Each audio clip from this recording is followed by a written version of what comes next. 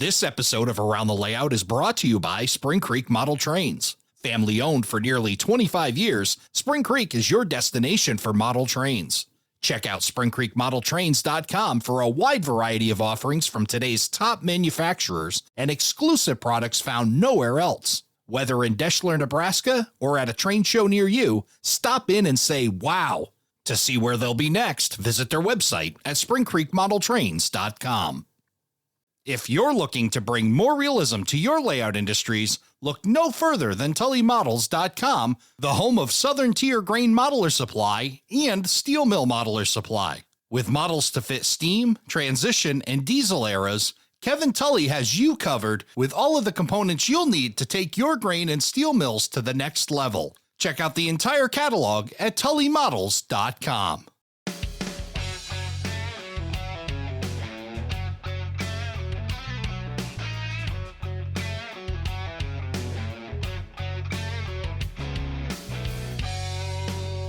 Hello, everybody, and welcome to Around the Layout, where model railroaders come to tell their story.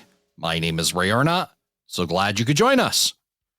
It's time to talk ops with Don Irace, and the title of the show just wouldn't work without the man himself, Don Irace. Welcome, Don. Good evening, everybody. Welcome. I'm glad to be back. I'm looking forward to this once-a-month podcast. It's been fun. Yeah, it's been an absolute blast talking ops with you, and speaking of ops and trains and stuff, you know, I'm pretty fascinated with the relationship with you and your dad and sharing trains. And now he's down there in Florida with you, and I get to see updates with him running the railroad. That's been really cool to see. Yeah, it's been fun. We've been out there pretty much every day, except for a few little yard work jobs. But he's plugging along. Like today he was out there getting ready for an op session tomorrow night. He's doing all the train moving around, and I'm doing work at the bench. So. But he's having a good time, and I just say, Dad, what do we want to do today? Oh, let's go out to the shed. So there we go. We're out there.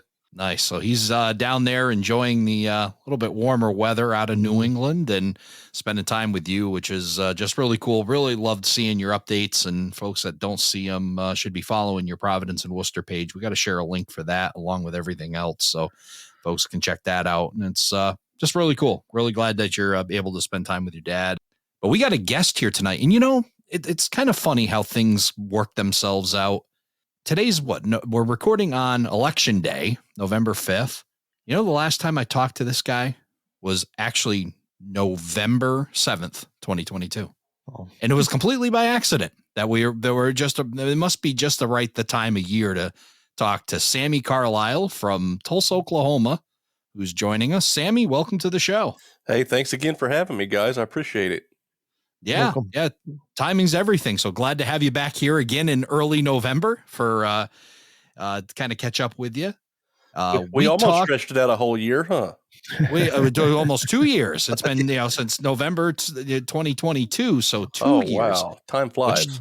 Which to me is too long for us to have not talked. So glad to have you back here on the show. I haven't had you on the podcast in 2 years, but it certainly hasn't been 2 years since I've seen stuff from you. You're posting all the time. You've got a group where you and your son are sharing rail photography. You're sharing operating sessions on those pages. So, and keeping up with you, but great to have you back on here. And then follow up from that conversation from 2 years ago where we chatted about practically everything else but ops. We were talking about old school photography. We were talking about your influence, why you're Santa Fe all the way, and all the things and your early childhood influences and everything else. So we covered all the gamut except for operations. So 2 years put off. We're now going to be able to talk about that tonight. We could take a deep dive into that. Yeah, I'd be glad to. Yeah, well, looking forward to doing all that. So, but for those that may have missed that show that actually aired in December of 2022, why don't you just tell us a little bit about your layout and kind of what it does? Sure, of course. I model the Santa Fe. I model the Hereford Subdivision between Amarillo, Texas, and Clovis, New Mexico. I'm pretty stringent on the place and the time. I kind of hover around the summer of 1995. That's the area that I portray, and the time and place. 95, I picked that because I had taken a lot of rail fanning trips and did a lot of photography along the Santa Fe main line. Around about that time, I started in 93, and I had visited that area in 95, right before the merger. And fortunately, due to one of my wife's best friends living in Albuquerque, she was stationed at the Air Force Base out there. My wife wanted to go visit her at least a couple of times a year. And of course, yeah, who am I to say no to that? I got to do a lot of train watching along the Santa Fe along that time. So basically, between about 94 and 99, I did a lot of trips back and forth over that area. And I started off modeling the Clovis subdivision between Clovis and Belen, but that's just basically a bridge route. There's not a whole lot of switching. And I had gone to a couple of operating sessions, and the operations bug bit. And I thought, man, I need to go home and tear my layout down. And I figured out real quick that the Hereford subdivision was absolutely perfect to model. You've got a lot of grain elevators, a lot of agricultural business, some meat packers, a lot of anhydrous ammonia going in, because that is a huge crop and beef raising region. So there was a lot of local switching back then in the 90s, and some grain elevators were still shipping a lot by rail, some of the smaller individual grain elevators, and you've got all of this great transcontinental traffic going between the two terminals. A lot of premium intermodal, a lot of double stacks, a lot of auto racks, a lot of general freight going from places like Chicago and Kansas City on the Santa Fe all the way out to anywhere from Belen to Phoenix to Barstow, LA, Southern Cal, Richmond, Fresno, Modesto, Northern Cal. So that was just basically the perfect area for me to model. I had a lot of the freight cars I needed, a lot of the grain cars. I had a lot of those. Of course, I had to buy and build more because once I started doing the grain traffic, that swallowed up a lot of cars, really fast. So I had to build up my grain car fleet. But yeah, that's kind of the reason why I picked that time and place to focus on. And I modeled it on a double deck. The experts called it a Nolix design. There's no hidden helix. I use the around the room principle to gain and drop elevation. So it's basically, it looks like a double deck when you first look at it. But once you start following your trains around, like if you start at the bottom deck in Clovis and work your way up to Amarillo, it's not very long after you leave Clovis, you start gaining elevation slowly but surely. And it winds up being a double deck Nolix design. And I've got right at 230 feet of main line between the two terminals. So we've got quite a bit of switching and enough mainline run to make it feel like you're on that subdivision, because that was one of the shortest subdivisions on the Santa Fe at just over 100 miles. So I've selectively compressed it the best I can in 230 feet with return loops at each end. So it's a self-staging layout. So all of the bridge traffic, the transcon type traffic, I can run that twice in a session if I need to. I'll just assign a different train symbol to it for the dispatcher and the train crew. So it's, even though, yeah, you might have seen that train earlier in the session, it's got a different symbol. So it's worked out in my favor. That's all part of my operating plan that I've kind of revised and devised over the years, and I finally got it working pretty well like I need to. So is it basically a dog bone return loops on both ends? Yes, it's basically two lollipops stuck sticks to stick, in a roundabout way. Like I say, Amarillo has a return loop, Clovis has a return loop, but it's just a 230 feet between them, going around the room with two full-length peninsulas for both as well. So that's how I'm able to cram that much mainline run into a 2.5 car jumbo garage. So it's all single track between the two balloons, or yes, the two return loops. Yes, okay. It's all single track with two very long passing sidings and a lot of industrial switching along the way. What is the difference in height between the lowest part of layout and the highest part of layout? The largest distance is 16 inches, and the pinch point is 12 inches. What inspired this? I mean, I know you said you had a layout before, and then the operating bug bit you pretty hard. It did. And then you went into this, what sounds like a somewhat complex track design. what influences were you getting to even, head towards this kind of design? The first time I went to a quote real operating session was at a club layout that was in the area, and I had met up with a few people. I was sort of a lone wolf guy. I had a small pack of friends that would hang out, and we would run trains at my place. But I'd always heard of this larger club layout over in Claremore. It's not too far from where I live. And I was at the hobby shop one Sunday, and I ran into one of the guys that was a mover and shaker in that club. And he said, "Hey, I heard you're building a layout where you live." And I said, "Yes." And he said, "You really ought to come out and run with us over at the CNS." And I said, "I've never been invited, but I'll take you up on that." So we exchanged information, and I got to go to the next operating session. And it was a very large club layout and a very large outbuilding. It took like 20 people to run it. So it's more than I could, do in my garage. But I literally went to that op session, and they invited me to the next one. And I went to the one next month. And on the way home that next month, I thought, I need to tear mine down and start over, because it was just a glorified bridge line. Had a really long yard. I could run 30 and 40 car trains, no problem, but it was just a single deck around the room with a very large J-shaped peninsula. And I thought, I can do better than this. And then I got to kicking around, and there had been a few layouts in the press that were double decked at the time. I forget exactly which ones they were, but I thought, I think I can figure something out how to make this work. I started thinking about stack staging. But then I thought, that violates one of the golden rules in layout design. You shouldn't put a yard on top of a yard, because I knew I was going to have a little bit of trouble shoehorning everything I wanted in my garage. My garage footprint is 25 by 25. So it's not huge, but it's not necessarily considered small either. But to run the stuff I like to run, I knew it was going to take a minimum of 30-inch radius curves. And then, of course, one of the design golden rules, you've got to have enough aisle space to make room for the people that are going to operate. And I was thinking the whole time, I thought, I should be able to run with 6 or 7 people in here. And I settled on 6 starting out for maybe the first 10 years. And it worked out really good, because the way I designed it, the main aisle that goes between the two peninsulas is at least 38 to 39 inches wide. So it's tight, but it's not constricting tight. But the other 2 aisles, they are tighter, but I designed it to where ideally there's only going to be 1 or 2 people working in those aisles at a time, because the switching area on top is stacked on top of a single track area with no switching on the bottom. So they shouldn't get in the way there. And on the other side, it's a yard stacked on top of a small switching area, so they don't get in the way there much. So I did take a lot of time and thought trying to minimize all these pitfalls the best I could.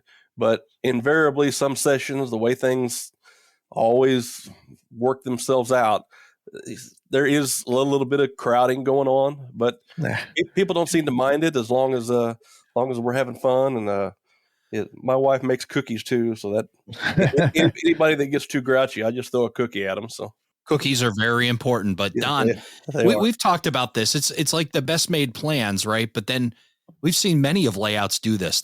Everybody tries to make these plans of trying to keep everybody away from each other. Yeah. And then all of a sudden there's just one point where everybody's hanging out with each other shoulder to shoulder. Well, yeah, I'm glad he brought up the aisle space though, because that's something people never really consider when they're building a layout, especially if they're going to have operators there, and it's so important. They usually they build their layout, and then once they have operations, and then they get all these people standing, they can't get by each other. They realize, I think I should have maybe made it a little bit wider, made the scenery a little bit smaller. Instead of having 24-inch deep scenery, settle with 18 or 15-inch scenery, And then as far as in my old layout, I had that problem. Now, my layout was 42 by 25, my first layout. And the way I designed it on the upper level, for some reason, I didn't design it to operate on both sides of it. It was on the inside. So after a few sessions, I went in the middle over there, and I see like 8 guys standing right next to me. I was like, wow. I said, this is not going to work. It's almost like moth to the flame. Yeah. So I ripped the whole peninsula out, and I rebuilt the whole peninsula again. So the yards and the switching work was in the middle, and then all the mainline traffic was on the outside. And then after we started operating again, there was only 2 guys in the middle out of all them guys, and it worked out well. And I had the same thing with this layout. You know, I'm up to 5 operators, which is probably the max. And I've got, when I was designing it, I had my paper mill on a lower level, and then I had my Pawtucket switching area on the top. And I started looking, I'm like, how am I doing over here? I says, I can't do this because I'm going to have a guy working the yard, guy working a paper mill, a guy working up there. So I flopped the main line to the other side, and it worked out beautiful. Now, really, once everybody spreads out, they're just kind of in their own space, and they never really, the paper mill guy and the yard guy, the only 2 that are back to back with each other, and it's very, very manageable. But I'm glad you brought up the aisle space thing, because that's important when you're designing a layout, especially with operators. The aisle space is very important. I've been to a lot of operating layouts, and the ones with large aisle spaces, man, you don't realize how nice that is.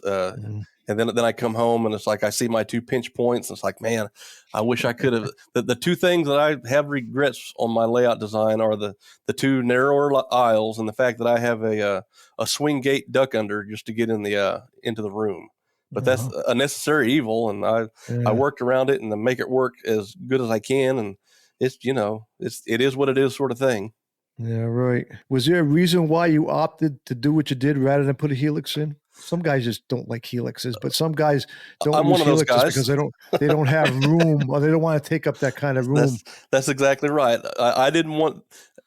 I'm not a huge fan of helixes because they can be an operational nightmare, and B, they take up way too much room. And I thought, if I can do an around the room climb with a gradual grade and keep it under maybe like 1.8%, where the trains don't have that much trouble climbing or going down, I'll have a chance to make this work out the way I wanted. And I just got lucky. When I had my the stringers up, I would kind of experiment with levels and putting pieces of plywood on top of the stringers just to see what it looked like.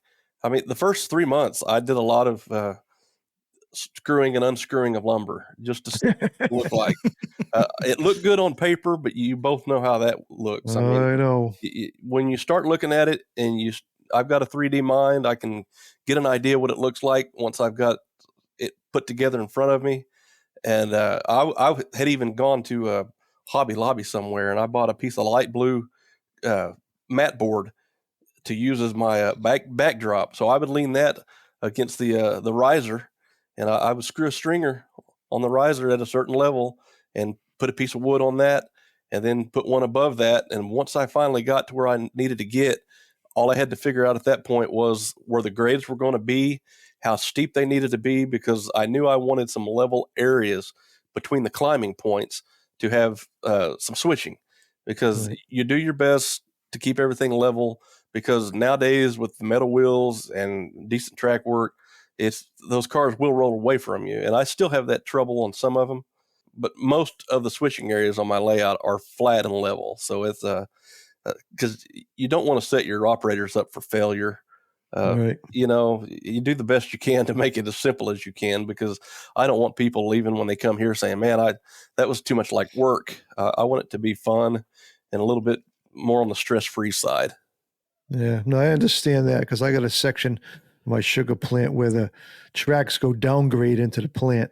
And I thought I had it as flat as I could, but with the space I had, these new tank cars, they roll so freely that it's tough to keep them without moving. So throwing a plug at MacRail, we had they introduced this little it's a little hand brake. You put it right on the rail, and I mean, he sent me one, and it's perfect there. I mean, the guys have been using it for the last couple of weeks, and they said, "Wow, when'd you come up? How come you didn't bring this thing earlier?"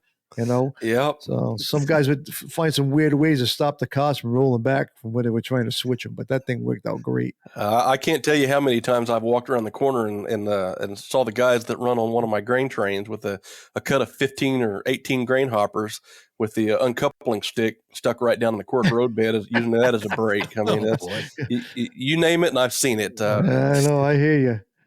Well, my bench work was supposed to be completely flat, but compliments to Home Depot and their 1x-Pine. Oh, My Lord. bench actually has a roll to it. Didn't know any better at the time. That's what I built it out of. And yeah, now it's got a natural roll to it. I guess it's kind of way the earth is too. But yeah, I got the same problem where cars roll in and out, and just trying to keep everything perfectly flat. And now I'm just digging into Homasote, trying to get everything kind of level again. So.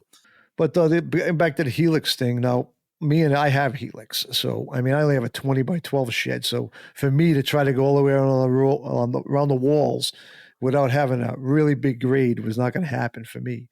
But my aisle space is 36 inches till you get to the Helix part, which is the end of the peninsula, and it shrinks it down to 24. But the front of it's 5 feet. So as long as, and I try to tell the guys, don't stand and with your back to the Helix. You got plenty of room on either side. So as long as that works out, we don't have any trouble. But I've always had Helixes, so I got to hold that against you. Don't worry.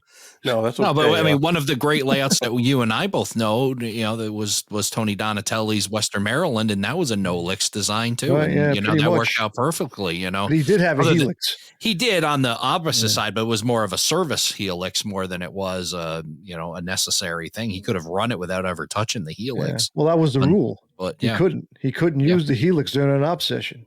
Yeah, that was one of the rules. So right. You can use it all you want when we leave, but while we were there, you couldn't touch it. Yeah, exactly. So anyway, Sam, let's talk about your operations now a little more. Sure. What you do, your dispatcher, train orders, signals. What do you have? One question at a time, Don. I'm just bouncing them, stack them. Yeah, there you go. Stack them up. So go ahead, Sammy. Yeah, I'll start off by saying the dispatcher controls all the signals on the main line. It's CTC basically from yard to yard.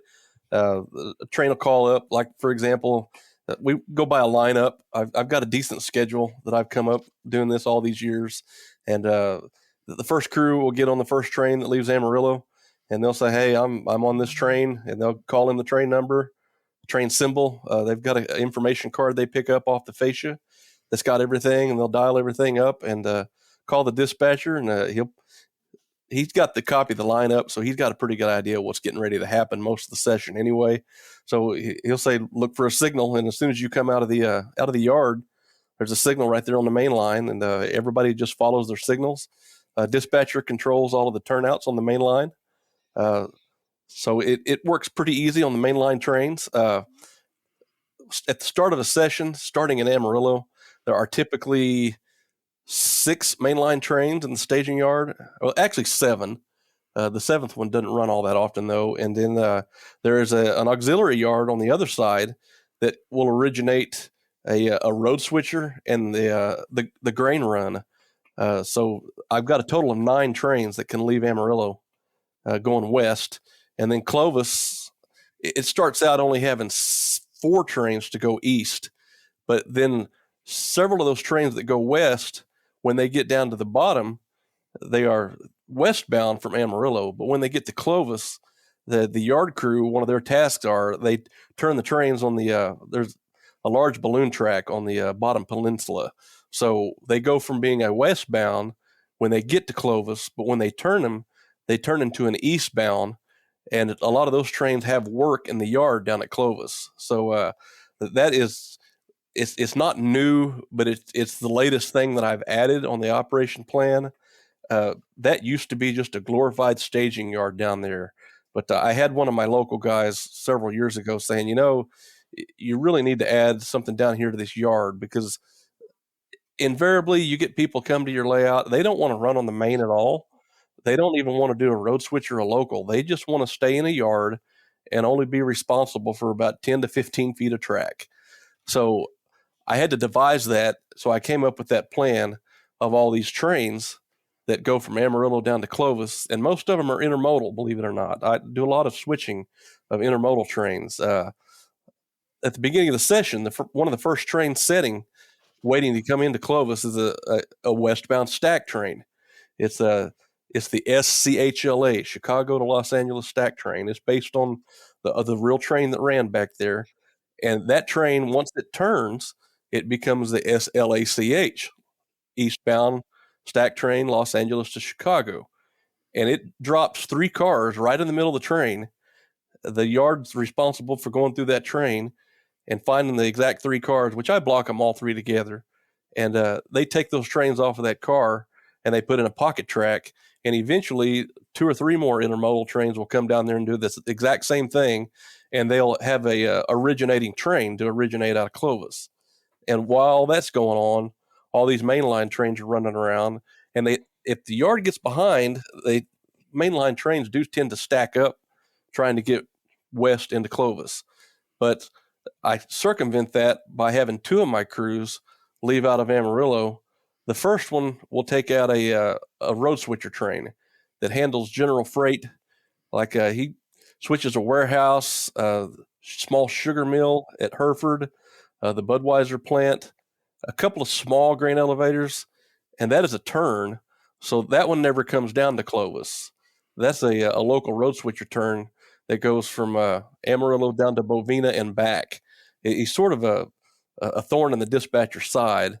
And then the schedule that I've devised to make the dispatcher even more mad at me, when he's halfway done, by that time, the grain peddler train leaves Amarillo, because I can't totally send all these trains down at Clovis because they'll just totally ball up the yard within the first hour. So there's 2 trains that leave Amarillo. And the second one is the XAMAM. It's also a turn. It goes down. It basically does the same thing that the road switcher does, but it just works the grain elevators, the larger ones, handling cuts of 4 to 6 cars at each grain elevator. So it leaves town with 20 cars and comes back with 20 cars. And I've got a handwritten switch list. It's populated in Excel, but I just go through and handwrite the car numbers. And so they stay busy too. And that one usually takes a little bit longer than the first one does. I've seen that one take up to 2 hours, because all the while these guys are working, you've got mainline traffic coming by you, because there's two more guys that do nothing but run mainline trains to and from both terminals. And so I finally got it figured out. It took several years to come up with this, but I've got it balanced out to where it doesn't overload anybody too bad, and the traffic's able to keep moving.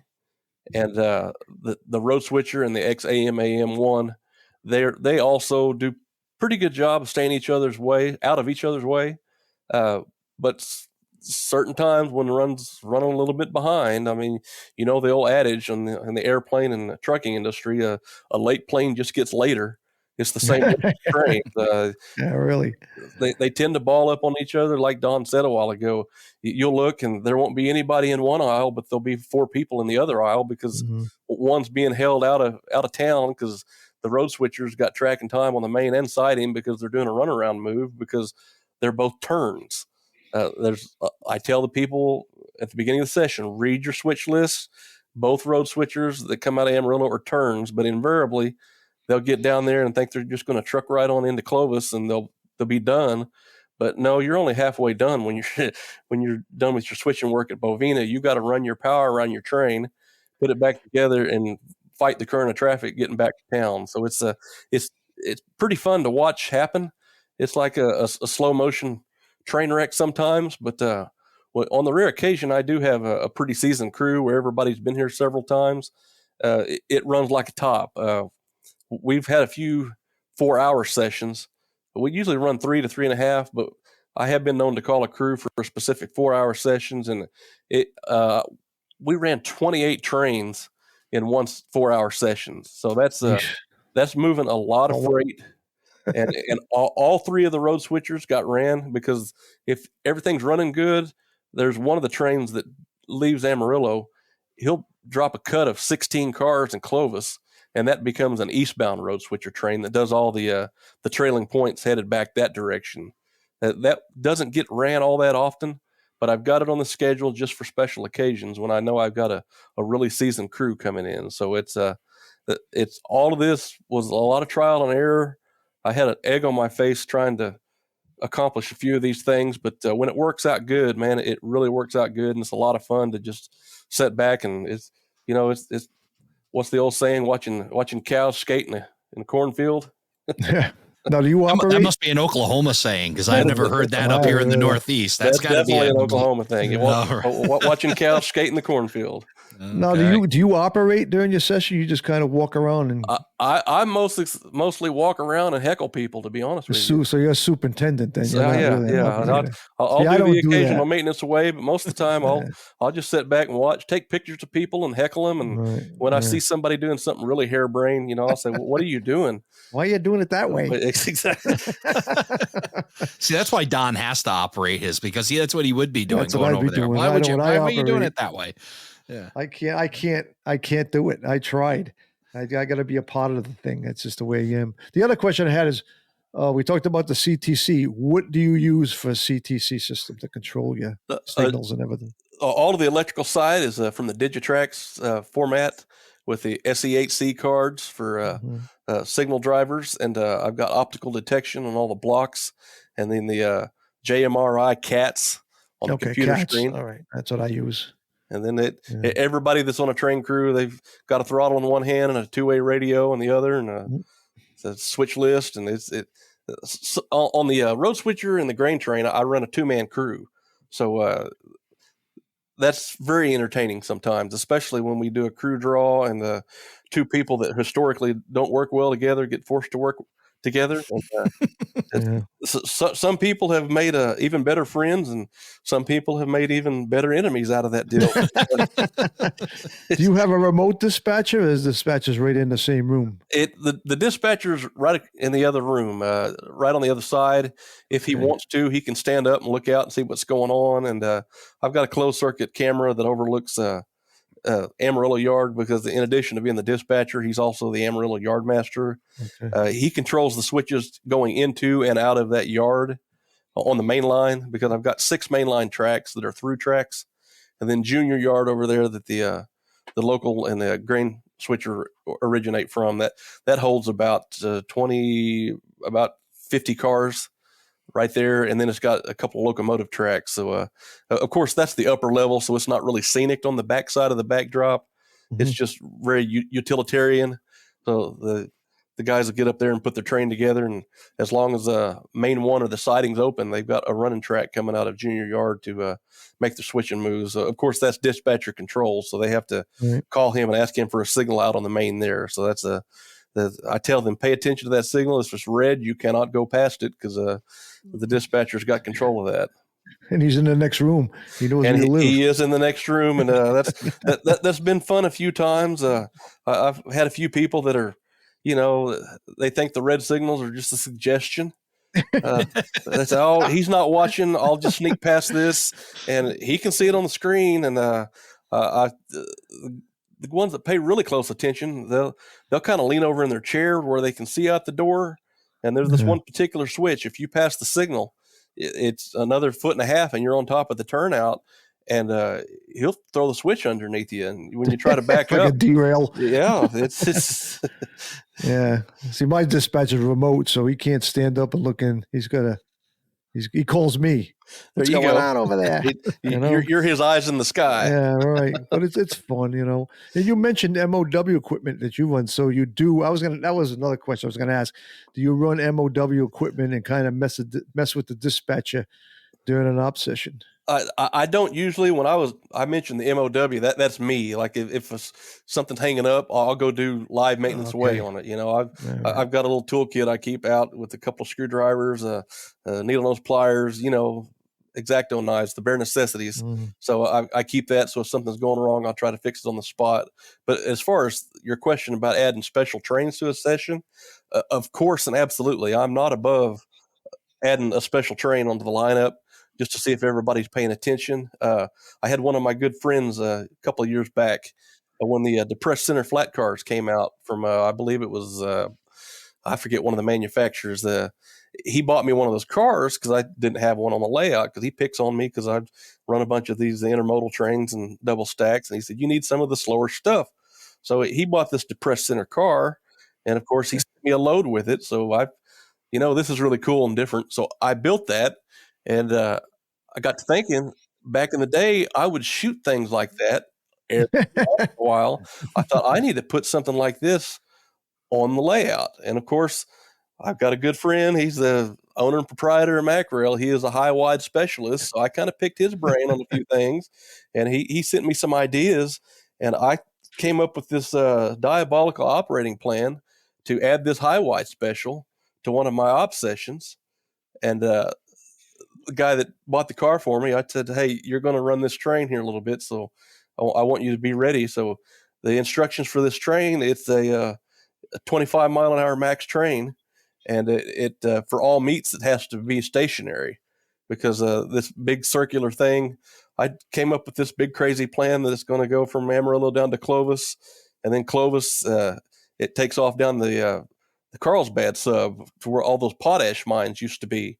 So I came up with this harebrained plan, and of course the dispatcher gets a copy of the train handling information, and when the crew calls in, he tells them, he said, "I cannot exceed 20 mile an hour, and I'm a stationary meat train." So that thing takes about 30 minutes to get down to Clovis, fighting traffic all the way, and it's a lot of fun. And I don't run that every session, but I do try to throw things in like that just to, you don't want people to get too comfortable.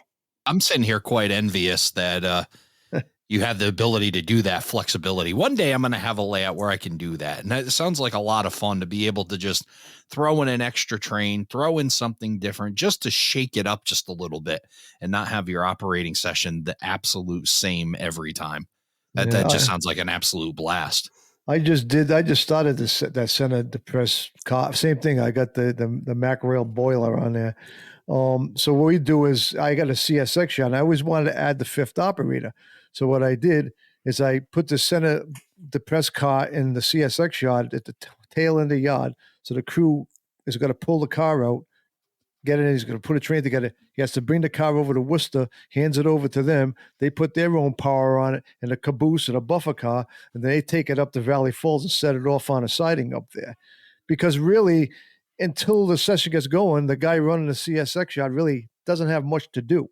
So by the time he runs that job back, now he's ready to go in his yard. So it was just a little filler job, basically, but it worked out last couple of times. So it's always nice to add some extra stuff. Yeah, you got to throw a curveball to keep the people on their toes. And, you mentioned maintenance away, and I gave you my spiel about fixing things on the fly and everything.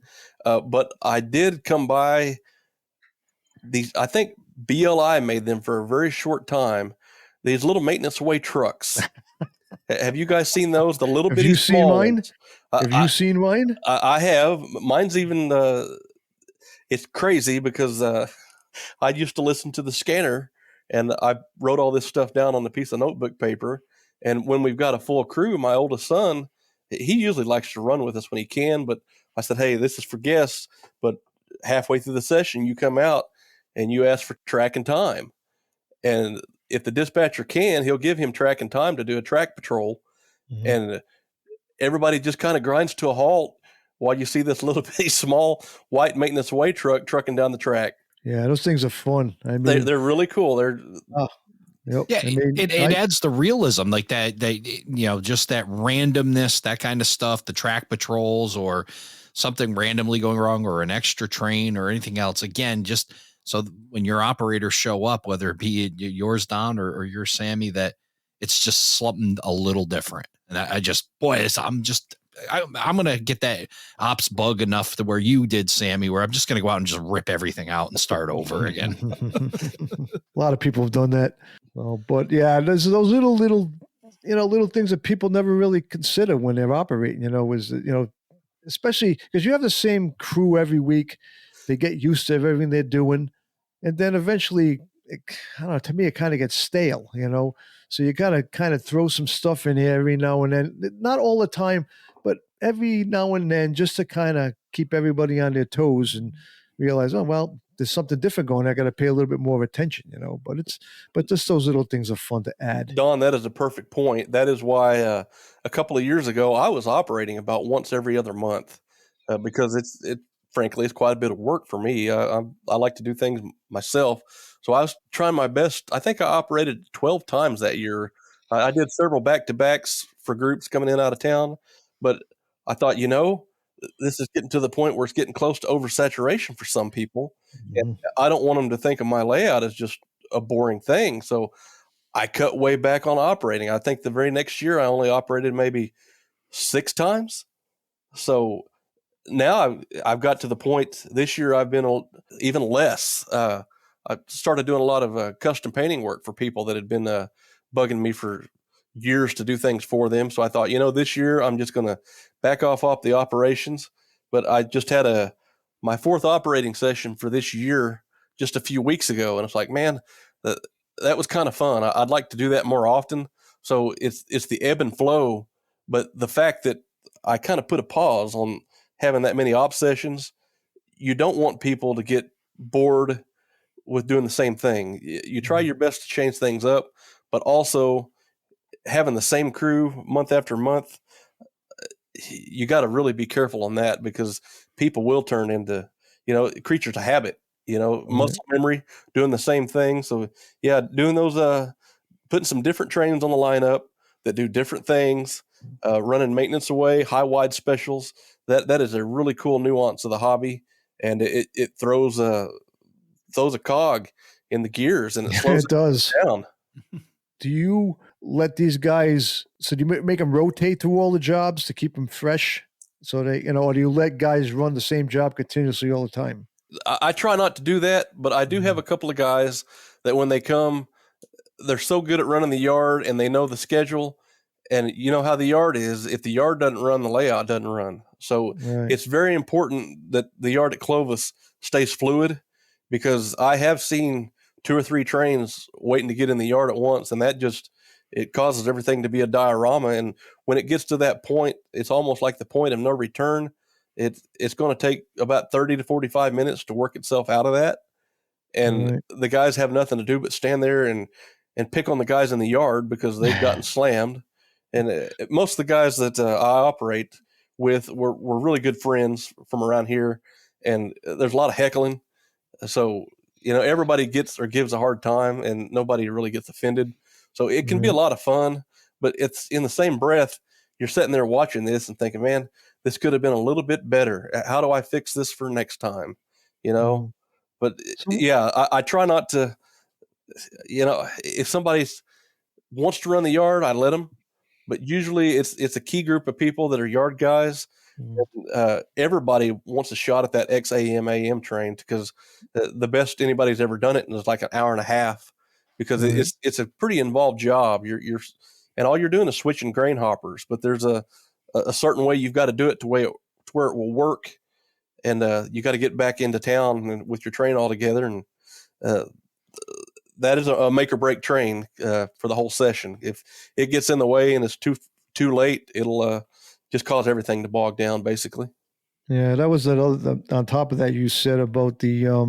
I mean, if you had a guy that wanted to do the yard, would you let him do the yard, or train him, or put him with a seasoned guy to help him learn to do the job? It's exactly my formula. Yeah. If I've got some guy that wants to do something new, I try to go out of my way to put him with somebody that's done it several times. That way that they can learn the right way, or maybe the wrong way to do things, as long as it gets done. Everybody does things different. I don't tell my guys how to do the job. I'll make a suggestion. Yep. On maybe, like, especially at the paper mill. So at the paper mill, which is pretty much the favorite job on my layout, is that you got to switch everything in the back before you start moving stuff in the front, because the stuff you're pulling out has to get shoved up on the track that's in the back. So, but a lot of guys, I tell them, do this, this, this. Then after that, you can do whatever you want. And some of them listen, and some of them don't listen. Don't. So, then I'm turning around and look, and the engine is totally on the wrong side of where all the cars are supposed to be going. So I'm like, okay, how'd you do that? You know what I mean? He could run around everything, but I seen one guy work himself into a corner one night, and he couldn't unwork it. He was so landlocked. He had cars all around him. He was all confused, and he was already in there for 3 hours. So normally it takes a seasoned guy would take. I got a guy who could probably do the whole yard in like an hour and 15 minutes, that whole switching thing in that paper mill. But then new guys struggle, which they will, because they never done it before. But it's it's fun to watch people. Like I said, I don't try to tell people how to do it. Every crew has their own way of doing things. Even in the real world, no two crews do everything the same way. So Right. That's a fact, and Yeah. it's all heavily based on the personnel you have at your place doing all this at once. I've had sessions where I've had operators that say they are good operators. I don't know them from Adam, so I have to trust that they know what to do. And in 3 hours, we'll run 12 trains. That's not running very much to me in my world. And then, like, for example, I was part of Pro Rail 2019. Okay, now those guys, that's the different level of guys. All the guys that do Pro Rail, they are layout owners. They are operators that travel around 2 or 3 or 4, 6 times a year. They are really good at what they do. I had 2 sessions, one of which was a crew of 9 people that had never been here. We still ran 19 or 20 trains with a boomer crew, but these guys knew what they were doing.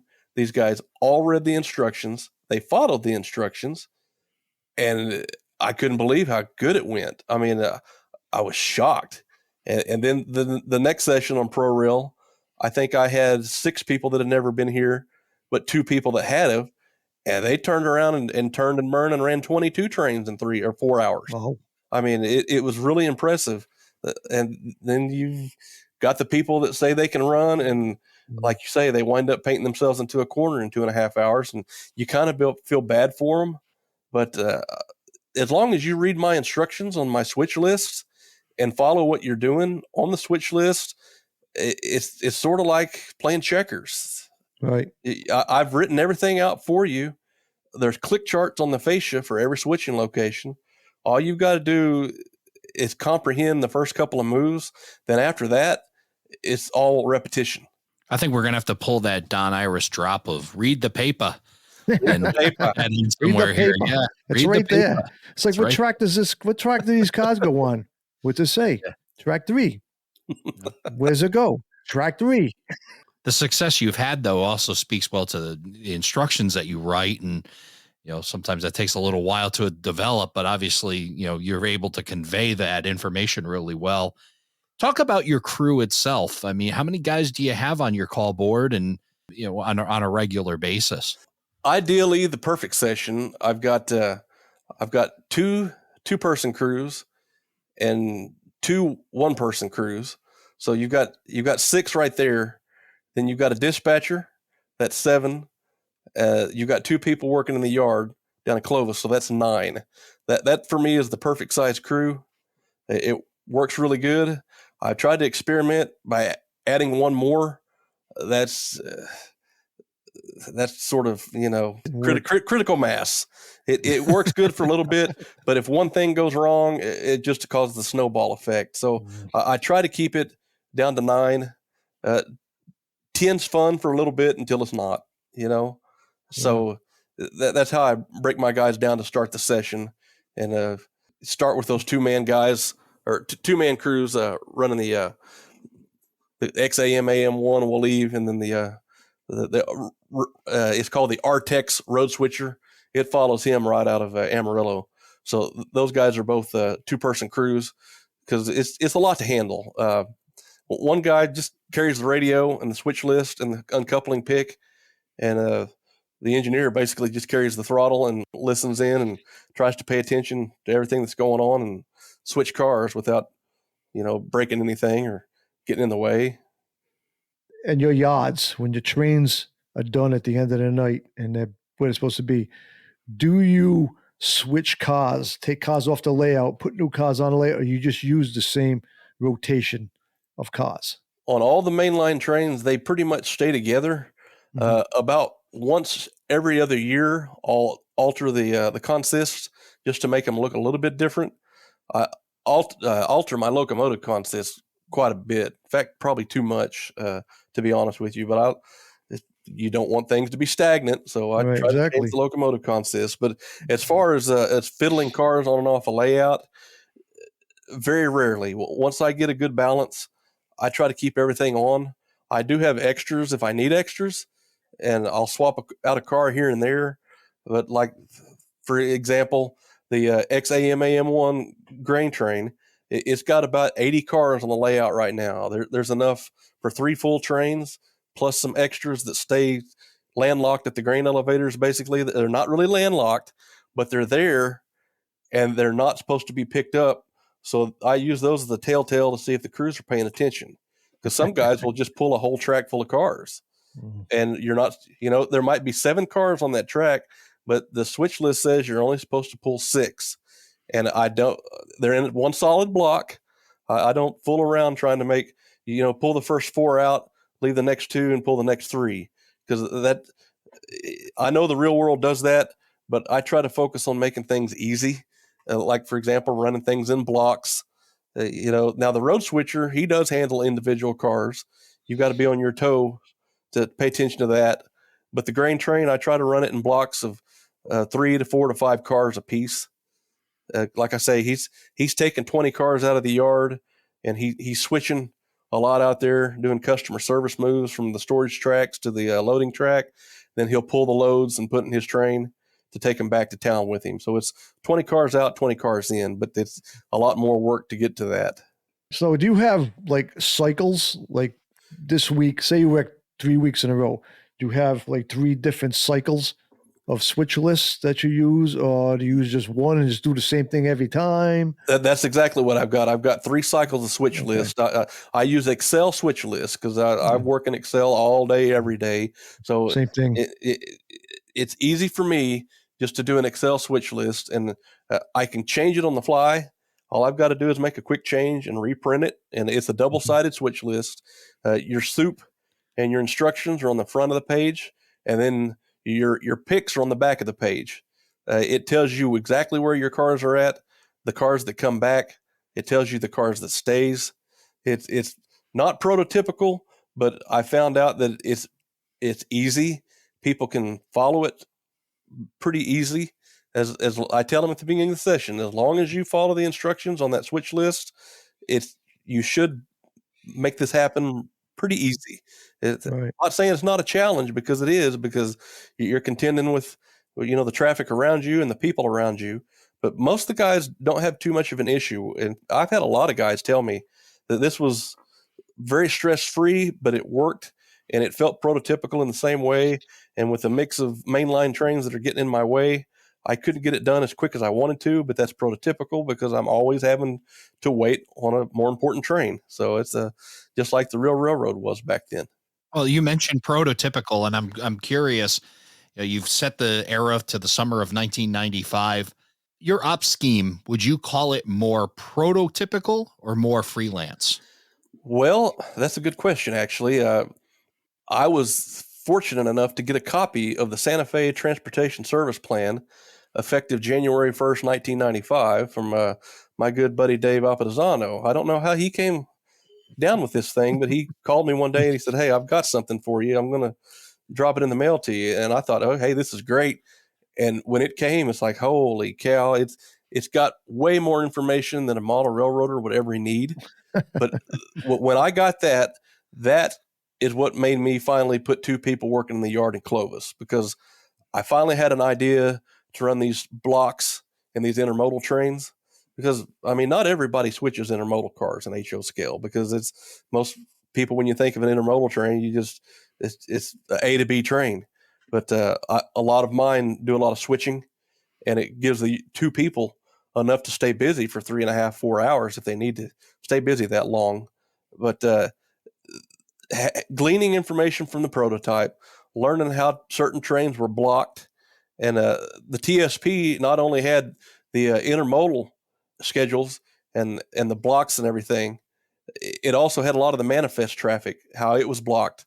So I re-engineered one of the manifest trains to follow that a little bit closer. For lack of a better term, I've enhanced it for, what do they say, the play factor, to make it more model railroad friendly.